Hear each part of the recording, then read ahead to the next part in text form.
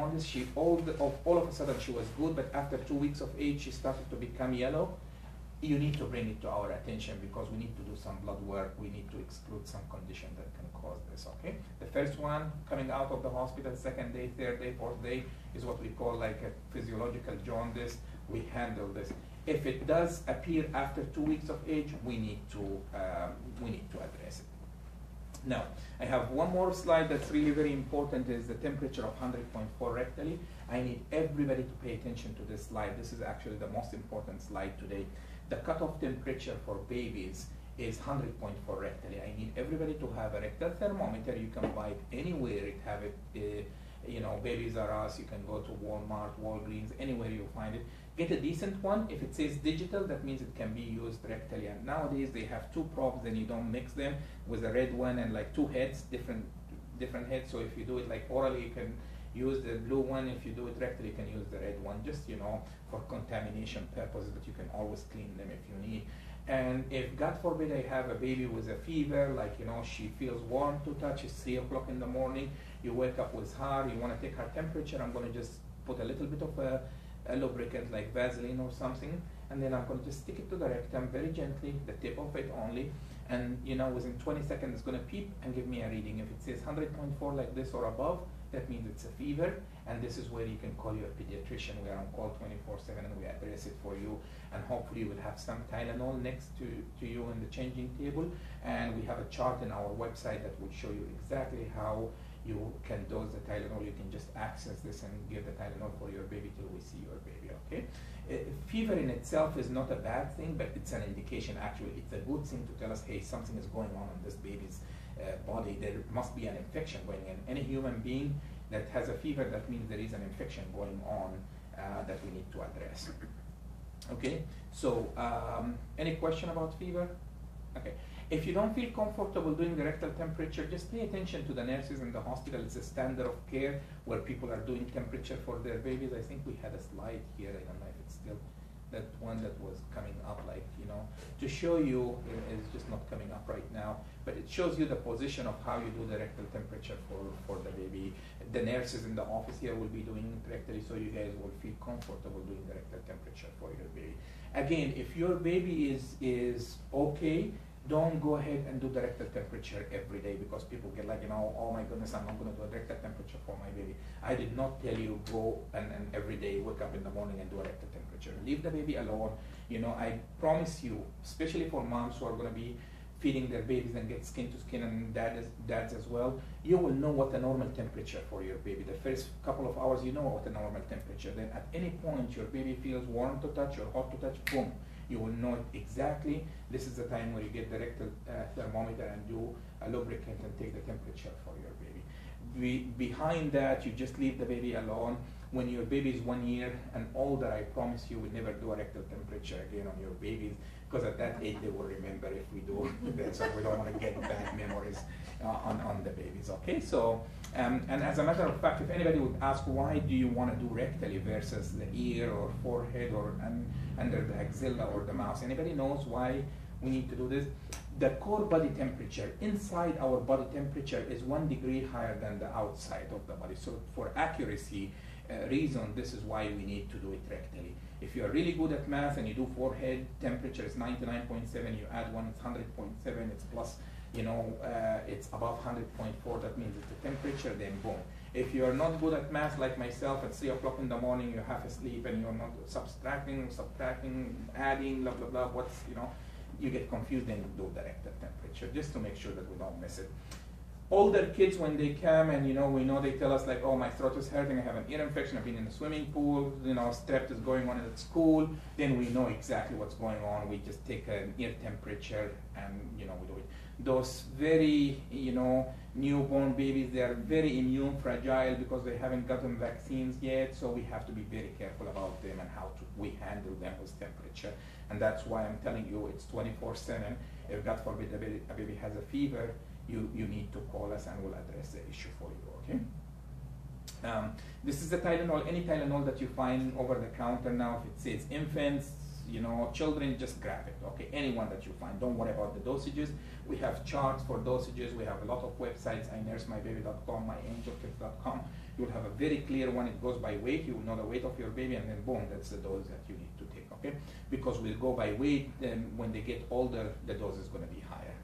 Okay, but this is something that everyone has to have, the Tylenol with the rectal or digital thermometer at home. I need everybody to look at this small bulb suction here, okay, and look at this normal saline. Normal saline is very handy. You can get it from Publix, from Walmart, Walgreens, any store. It's called ocean water. It's called, like, you know, saline, salt water. You know, they have different ones. It's just a salt water. I need you guys to look at those two bulb suctions here. We call them aspirators, the rubber bulb suction or aspirator. When you deliver your baby, any hospital that you're going to deliver your baby, they will give you this one. It's going to be brown in color, exactly like this one, and they will give it for free. I need you to grab it, okay, because it's free. Already paid for it with the delivery and everything. Don't leave it. But this one needs a baby who is 1 year of age to fit into the nostril. You see how big this is? Your baby's nostril is not going to, you cannot get that one in. Versus this one, you get it from Babies R Us, anywhere you can find it, like, you know, it says number 0, don't chase it. If you don't find it, we have it in the office here, she will give it to you. So this number 0 one has a small opening that will fit into the baby's nostril, okay? Now I need this to be in the side of your changing table together with the normal saline. I need you to imagine something, and I need you to just pay attention now. What happens if I get congested, like I have a cold, I have a lot of mucus in my nose, and I can't breathe? What's going to happen to me? I'm going to open my mouth and breathe. Probably most of you don't understand or don't recognize that I'm breathing through my mouth. Not a big deal, okay? Till I go and blow my nose and I'm okay to do it. Guess what? Babies cannot do this. Nobody taught them, if I'm getting congested in my nose and I have mucus in my nose, I can open my mouth and breathe. Nobody showed them how to do this, so they don't do it. Imagine their air passages and, you know, in the nostril, very tiny, small, little one, not like ours is so big. So a little bit of mucus, a little plug of mucus can make them to be miserable, can block that airway and make them like completely not able to move the air in. And imagine they cannot open their mouth. This is what's gonna happen, and this is what you're gonna hear if your baby got congested in her nose. Making all those sounds. You try to just feed her, and she's trying to just pay attention to move her head around to get some air through this partially blocked airway. If this is happening, again, I'm not going to panic, okay? All what I need to do is just be calm, get the baby on a changing table, just lie her flat on a changing table. I'm going to get this saline, okay? And I'm going to start with 4 drops of the normal saline in one nostril. 1, 2, 3, 4. I'm going to wait for 1 minute after I put this. After I put the saline and wait for 1 minute, the saline is going to soften and loosen that mucus in the nostril, okay? And hopefully I'm going to have this small one, not the big one that's not going to fit. And I'm going to go all the way in after squeezing it. You see this bulb here has some air. So when I squeeze it outside, I create a negative pressure. So I'm going to go in very gently, okay? And then I'm going to release it. It's going to suction all the mucus, okay? If you need to do it twice, you can go ahead and repeat 4 drops of the normal saline, wait for 1 minute, suction it out, okay? When you do this, you move to the other side, 4 drops, wait for 1 minute, suction it out. Immediate effect when you do this on the baby, she will breathe very comfortably. She will just jump and hug you and say, like, I'm ready for feeding, go ahead and give me my food now. So she will be very happy. All what you need to do, mom, when you do this, just clean it with water. You don't need to sterilize or anything, that bulb suction that you were suctioning with. Put it in the changing table for the next time use, okay? So it's always having something like this. It's a winter time, I did it in the morning, and then my baby became congested again at night. She started to give me, and the mucus started to accumulate again. I can do it twice. I can do it 3 times. If I need to do it 6 times in a day, I'm gonna do it 6 times in a day. If you notice here, this is the mechanical removal. There is no medication, right? If you go to any pharmacy around now, you will never find a decongestant medication to take the congestion away, because the side effects is really outweighs the benefits, and people can overdose for those babies, and we have to be careful. So now there is no prescription medication or over-the-counter to take care of this. While this saline and bulb suction is so readily available, then you can have it anywhere and have it with you, okay? So just leave it on the changing table. Now we have a couple of logistics. Number 1, if your baby is not congested, please leave her alone. This is only like, you know, a rectal temperature, you remember? We leave her alone unless we needed it, okay? You have it, so hopefully nobody's going to congest it, but I promise you she's going to get congested because babies will be congested a lot all the time, but at least I know exactly what to do. Now, if you fed her and her stomach is full with food, and sometimes you do this, you might create a gag on her, so she might just, you know, vomit her food, and we don't want this to happen. So I'm gonna all the time suction their nose and clean their nose before feeding them, okay? So just make sure, and she's actually gonna feed much better when you suction her first while her stomach is empty before you start to feed her. And she will be really very happy and eat for you very good. Do not worry, she is not gonna choke. If you put the saline, sometimes the worst case scenario is the saline is gonna wash down to her stomach, and she will just wash down all the mucus. She digests her own mucus. Nobody's gonna ask her, why did you do this? So she can, you know, handle the situation. Or even better, sometimes when you put the saline, you remember you put the 4 drops of the saline, you start 1, 2, 3, 4, she will give you like a big sneeze and all the mucus will come out. You just clean it up and you don't need to do the active suctioning for her. You get that. So sometimes the babies will just get that big sneeze and get the mucus. And this is the main goal for us, for the baby to have that mucus out if you don't even do the active suctioning for the baby. Okay? So it's very important to know how to suction the nose and when we need to do that, and have this bulb suction and the saline next to you. This is my last topic and my last slide here, and if you tell me I don't need to discuss it, then I'm not going to discuss it. Anybody is worried about vaccines, and I'm not going to vaccinate my kids because of what I hear? You are? Okay, what's your concern? My oldest son has autism. Okay. And now thinking back on the time, because I didn't realize something was different until he was like 2 or 3 years old, I think he had regressions right on the time when he was vaccinated. Okay. Do you know particularly at what point, at which vaccine that you would accuse caused that for him, because it's very important? It was right after the 1 year. Mm-hmm. Right. But you said you did not discover it till he was 2 or 3. Yes, and when he was 2 or 18, between 18 and 24 months, I saw other changes. Okay. What other changes did you see? And he used to eat everything, everything I fed him. And around 13 months, he started or 14 months, he didn't want some pepper, no spicy, but pepper, some onions. He was starting to choose what to eat. The talking, he used to say thank you, thank you. When something was offered to him, he stopped saying that. How about the eye contact? In around that time also. Okay. Okay. This is a very good point, guys. This is really very important to address this issue. This is, to be very honest with you, the first time that I get this, but this is a good entry point for me to discuss this.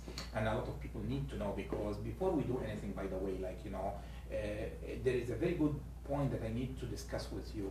At any point in your baby's life, till she's 18, I don't know if now it's still 18, that if she wants to have a tattoo, then it's up to her to have a tattoo, or go to college in Alaska, or go in a journey around the world. This is up to him or her at that age. Before that age, especially with those newborn babies, 1 year, 2 years, 3 years, when you are completely, you know, protecting this kid and taking care of her, I need you completely to be in charge of your baby. If you go to a hospital and then tell you, like, you took your baby because she was sick, she had a fever, she was coughing and everything, and then you see like 5 doctors, this is Dr. Big Guy, you know, this is the other doctor, this is the best pediatrician, this is the good nurse, and you know, they started to hook up like lines and antibiotics is going on and everything. This is what I'm going to do. Hey, guys, you know, stop, please, you know, tell me exactly what's going on with my baby, okay? What's showing on the x-ray? What's going on with my baby? What kind of medication are we giving? Why is it? Do we have alternatives? Be engaged. Understand, it's not because I have a title being an MD or a doctor that means, you know, I don't get a discussion. No, this is my baby. I'm the first one responsible. You come to our office here and say, like, you know, hey, get out of the room, I'm going to give those vaccines, or I don't want you to do because I'm doing a procedure. No, don't allow anybody to touch your baby without you knowing exactly, get the education, get exactly to know what's going on with your baby. Going back to the vaccine issue, why do we advocate for vaccines and why do we need people to get into vaccines? By the way, you need everybody, if you need any information about vaccination, to go to cdc.gov, Center of Disease Control.gov. It's a big, huge website that talks about vaccinations, why they're important. I'm gonna tackle this issue from different points, okay, and then you take whatever you feel comfortable with. We have some probabilities in life, okay. I'm gonna talk to you about probabilities, okay. If we play the statistic games and everything, the odds, if I have like chances in my life that I finish with this presentation today, I ride my car, I'm going home, I get into a car accident and I die. Very high probability for any human being to have a car accident. 1 in a couple of hundred that can happen, okay? Or I get a heart attack and drop dead, you know, regardless of my age, can happen as well, okay? Or I get, God forbid, a bacteria, one of those germs that we give vaccines for, you know, to prevent it from happening. It's around 1 in 1,000, okay? One human being in every 1,000 human being might have a disease or an infection with a bacteria. They call it germs, viruses, bacteria, flu, different things that, you know, people, measles, you hear about all those polios or stuff like that. Some of them have been eradicated now, but it's 1 in 1,000, okay? It's 1 in 1,000, so the chance is like I'm taking a chance. For a kid to be autistic, to have like autism, is 1 in millions. Now it's getting a little bit more because people have more diagnoses than this. So if I'm playing the chance of taking chances, am I going to take a chance on 1 in 1,000 or a 1 in a million? Probably I'm going to take a chance on 1 in a million, right? Okay, I'm talking hypothetically. Even if I tell you that vaccines are causing autism, okay, and this is completely not true, but we're talking just hypothetically to make it easier on people. So if we're taking the chances of like, you know, which one I'm going to, you know, be more comfortable, then I'm going to be more comfortable about, you know, being autistic, because 1 in a million is not very high versus 1 in 1,000. You hear about, you know, the Middle East virus, you know, one of the coronavirus, people are dying. 2 years ago, we have N1H1, you know, virus. Every year, the flu, it's killing 30,000 people in the United States, regardless of what we do, of what our age is. 30,000 people have to die, unfortunately, every winter from bad flu infections, okay? So this is the game of probabilities and odds, so people will decide, hey, am I doing this or doing this? Going back to the point, why people think that vaccines so far are causing autism. At 1 year of age, a lot of babies will show the signs of autism. And by the way, the research is showing, I don't know if you get into research now, that you have a special genetic makeup. I have to have the gene in my life, and or in my body. I was born, just inherited from my ancestors, and something happened to this gene. It gets modified, like the ADHD now, kids who have ADHD or ADD, they have a certain gene, and the pesticides that we have in vegetables and fruit that we eat, some of those pesticides can get into the gene, make a little bit of modification, then I become an ADHD, okay? And this is where the research is going towards the autism now. They wanted to know exactly what kind of gene that I have to have, and what insulting agent that get into the gene, could be environmental, could be a vaccine. To be very honest with you, nobody knows yet that's what's going on with that, okay? But there is no proof right now that the vaccines are causing autism. But why people are relating those two things is because if I'm autistic and I'm going to show signs of autism, it's going to exactly happen around 1 year of age. The first sign of autism for any autistic child is the eye contact, okay? These babies do not have a good eye contact. I will never get into eye contact with you, get engaged. So I'm always going to be in a corner of a room with a very odd object in my hand. I like the spoon. All what I have, my life is around. It could not be a toy, it could be anything like really very odd. Could be a remote control like this. This is all my life is about. I'm going to make it, I play with it, I have it, I hug it all the time. You set a fire next to me, I don't care. I'm socially isolated. This is how the definition of autism is. Like, I'm socially isolated, okay? So when this happens and I start to see this baby is not having an eye contact, she has her own world, she's not engaged, she has a flat affect, you know, no matter what you do, you scream next to her, she doesn't get into this because she has her own world.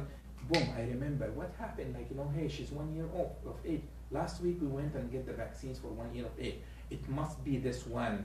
interrelated to that, okay? And this is how people are still getting into, like, you know, vaccines are causing autism for kids. Research is still being done. Nobody, you know, agree that the vaccines are causing autism for babies, so I don't want anybody to get worried about this, you know, situation happening. If I were you and you have a newborn baby, what we can do for this, I will show you here. The vaccine that we give at 1 year, you see this 12 months of age, we're gonna have which vaccines here at 12 months of age. I'm gonna show you right now that it should be the MMR and varicella. I don't know why it's not showing. Right there in the middle. Okay, MMR and varicella. Those two vaccines are we giving them. You see the MMR from 12 months to 15 months. The varicella we can do from 12 months all the way to 18 months. So those are the two vaccines that we usually give around this time of age. If I have a situation like this and I wanted to make sure that, hey, you know what, I don't want to get into this situation again, we can delay those vaccines, okay, till you make sure that your baby is okay, she's talking, she's running around, she's not autistic, then we can get one vaccine at a time and make sure that we get into this situation, okay? So don't worry about this. If you look at the schedule for vaccines, we always have a range for vaccinations. So if you don't feel comfortable doing it, you know, you can ask the doctor to kind of get an alternate schedule. We do not like the alternate schedule. I'm not trying to promote the alternate schedule, but if I have circumstances really like, you know, I'm worried, let's go ahead and do that. Why do we like this schedule, the set schedule? Because this is what we call a test schedule. This schedule has been tested before, and I get the best response. If I give those vaccines at 2 months, and then repeat them at 4 months, and then 6 months, and then I do this, like, you know, with the range, that means I'm gonna get the best response from the human body for those vaccines, okay? But again, feel comfortable. Before we give vaccines for your kids, you can ask to delay them a little bit, especially with the ones that we can work with you on that. Give you some Tylenol, you know, to prevent fever. We give handouts. We have lots of all those handouts, and I encourage parents to go online and look at the handouts before even you come to the office for the visit, so you know exactly what you expect from the vaccinations. Do go ahead and ask the nurses to put some lidocaine spray with the spray, which is a numbing spray that we put on babies, because most of the time parents are nervous about, like, just the baby's going to be in pain. So we have like a numbing for the skin, so we numb your skin for your baby, and then when we give the vaccine, that would hopefully lower the pain sensation for the baby, okay? Any other question about vaccinations? Yes? Not exactly vaccination, but do they get any immunization against any disease from us? Yes, absolutely. This is exactly a very good point. And you know, when a mom is fully vaccinated, that's why probably they get you vaccines for the flu. If you are in the winter time and you get pregnant, then you know they need to get you vaccinated. Now, people talking about the varicella and the actually the DTaP, the pertussis is having an outbreak, so everyone, your doctor is drawing some titers to see what level in your blood you have, and making sure your vaccination, whether it's every 10 years or every 5 years, has been reviewed to make sure that you are doing good. So some of the vaccines, especially those ones that you see we don't start till 1 year of age, that's because your baby is getting enough immunity and enough protection from what you have, and this will start to fade away, and then we'll start to give it to your parent, to your baby at this particular age. But that's absolutely true, especially with babies who are breastfeeding. You can continue to give them good nourishment and good immunity, so what we call immune globulins going with the breast milk to your baby, okay? So this is absolutely true. Sleep, you know, I need everybody to set up realistic expectations for the sleep. If you did not get enough sleep, please go ahead and finish all the sleep that you need from now. Was it difficult with your first baby to sleep the first months? Was it like, no?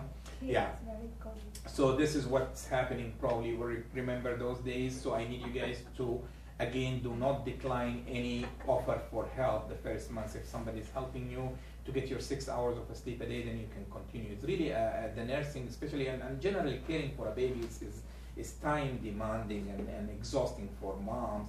So it's always good to have somebody, a dad, a spouse, you know, a parent that can help the mom to take care of this first months with your baby. A couple of things, as I mentioned to you, we take care of the jaundice in our office here. We have a full pharmacy. Anything that you need for your baby, you will have it. Rhonda is taking care of the lactation process. This is just to give you some pictures of our other office at Bartram location. And I think I'm done. Any question so far? I have a question. Do we need to clean the ears every time we shower?